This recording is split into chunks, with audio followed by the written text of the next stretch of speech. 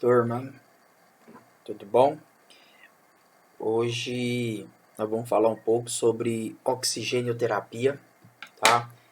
Vai ser uma aula aqui bastante rápido, tranquila aqui, só para vocês entenderem mais ou menos como que funciona o sistema de oxigênio-terapia na emergência, tá? Na urgência e na emergência.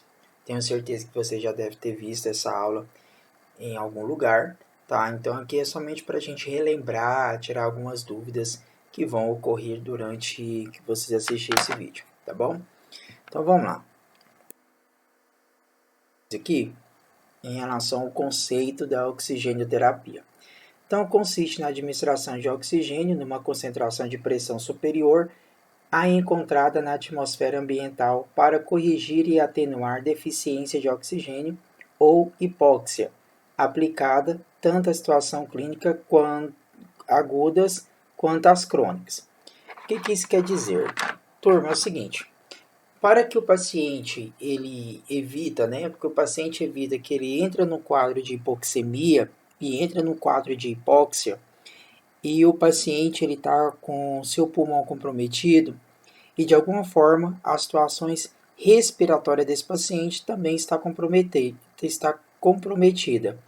Nesse caso, para evitar complicações posteriores a uma hipóxia, por exemplo, tecidual, é necessário que haja um oferecimento de oxigênio para esse paciente, tá? Por quê?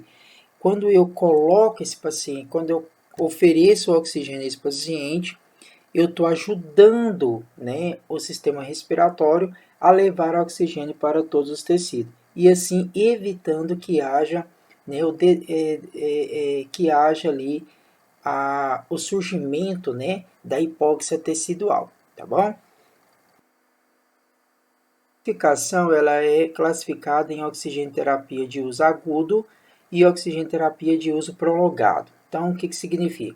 Quando o paciente chega na unidade de saúde e você vai presenciar situações de um desconforto respiratório bastante intenso, você tem que oferecer oxigenoterapia a esse paciente em uma situação aguda. Para quê? Para que eu possa conseguir dar uma sobrevida a esse paciente. Pacientes que fazem uso de oxigenoterapia em uso prolongado é aquele paciente que é crônico, aquele paciente que está internado na unidade de terapia intensiva, aquele paciente que faz uso de traqueostomia também, às vezes ele tem que fazer o uso desse oxigênio. Então são pacientes aí com mais complexidade no seu sistema respiratório, tá? Então ele exige ali do profissional uma atenção maior, certo? Porque se ele estar vivo, né, as suas células estão conseguindo fazer a troca gasosa, é graças ao uso aí do oxigênio, tá bom?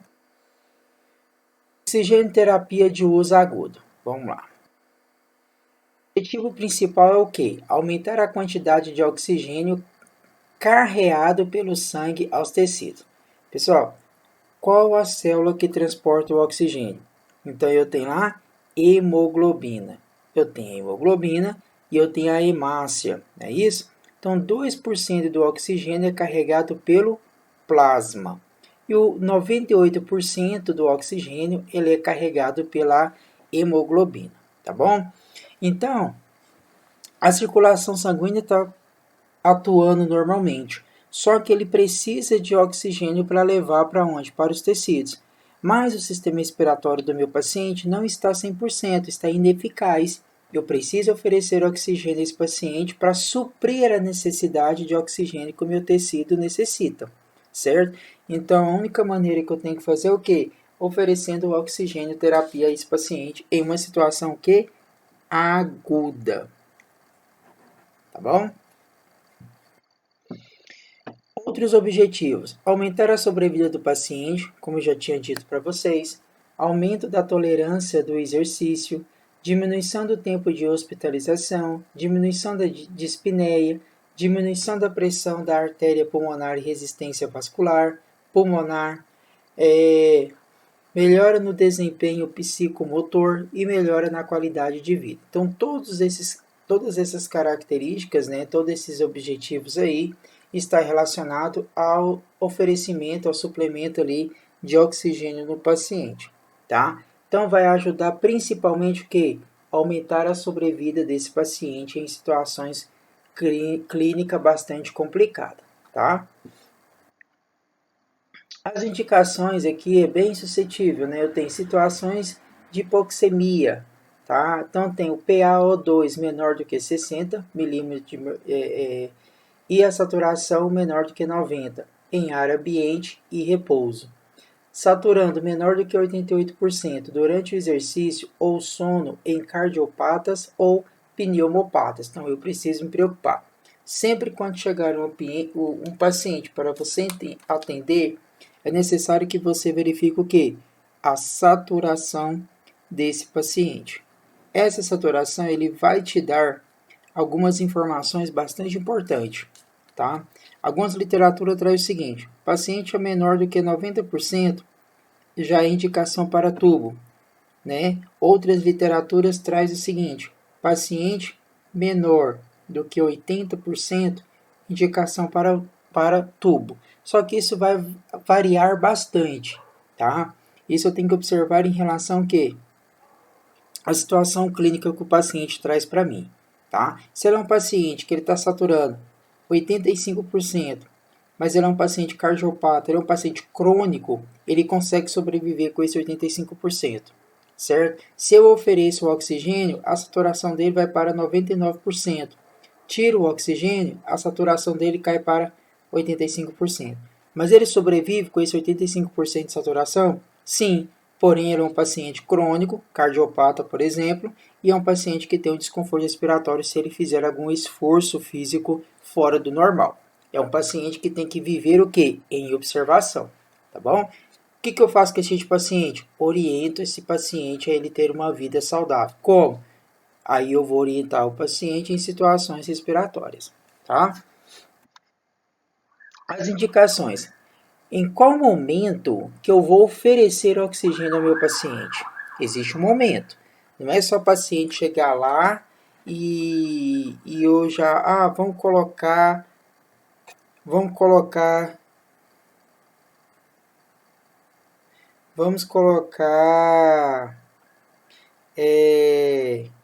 oxigênio para esse paciente sem ter necessidade? Cara, não precisa. Por quê?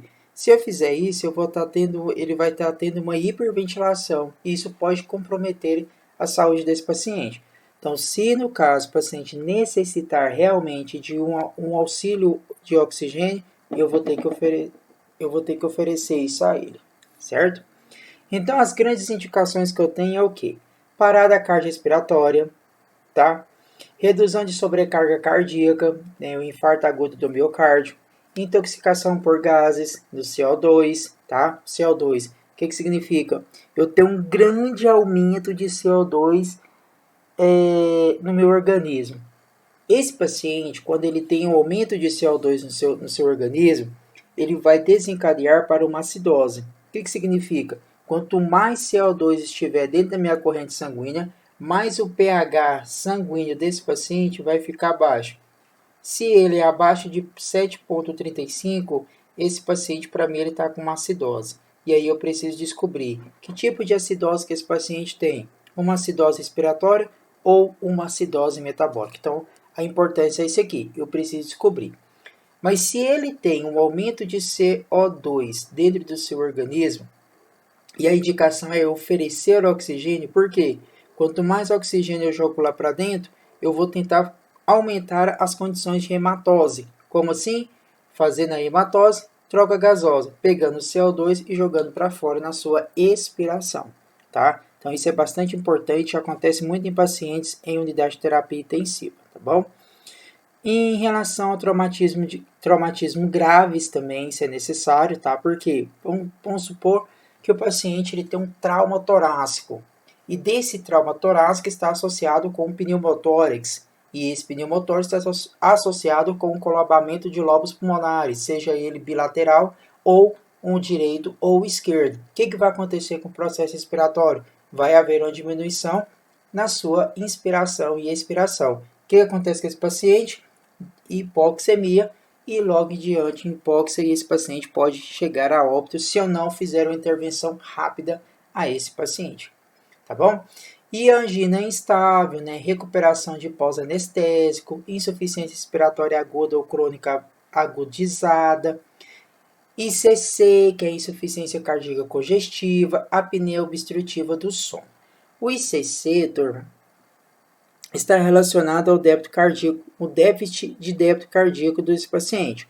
Pode prejudicar? Pode. Por quê? Porque o coração está relacionado ao pulmão, o pulmão está relacionado ao coração, tá? Hipóxia tecidual. Diminuição dos níveis de oxigênio existente nos tecidos e órgãos, não há oxigênio suficiente para realizar as funções metabólicas normais. Por exemplo, quando eu tenho uma hipoxemia, eu vou ter uma diminuição de oxigênio na minha corrente sanguínea, certo? Hipóxia tecidual, então vai hipoxemia mais hipóxia, redução de oxigênio tecidual, que é igual morte celular. Então, hipoxemia mais hipóxia tecidual é igual morte celular, tá bom? Então, se chegou em uma situação de hipoxemia e vai chegar a uma situação de hipóxia tecidual, tem como eu reverter a situação? Sim, oferecendo oxigênio suficiente para esse paciente em tempo rápido. Se ele chega a um ponto de hipóxia tecidual, mas eu não ofereço um oxigênio a esse paciente no tempo hábil, o que acontece? É igual morte celular, tá bom? Então tem que ser muito rápido em situação aqui.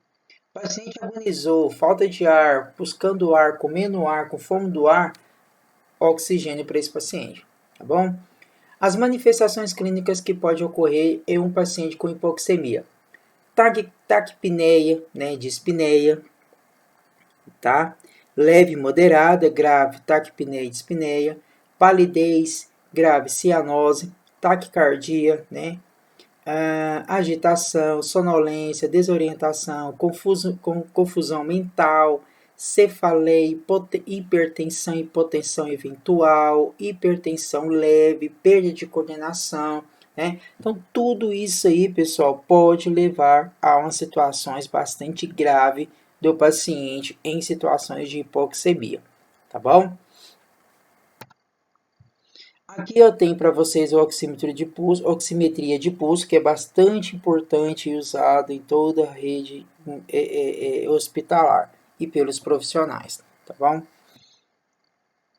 Forma de administração, né? Dependem. Eu tenho cavidade oral e nasal, aí eu tenho fluxo, grau de desconforto respiratório, gravidade de hipoxemia, necessidade de imudificação e tolerância do paciente. Então, tudo isso eu preciso observar se o paciente realmente necessita, tá bom?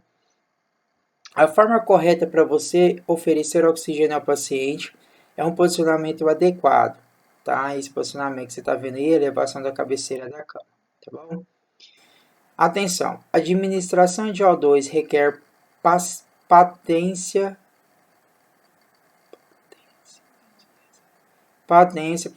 das vias aéreas, tá? Forma. Nem sempre é necessário utilizar a água umidificador, tá? Não é necessário. Fluxo abaixo de menor do que 4 litros por minuto, exceto em trato em orotraqueal.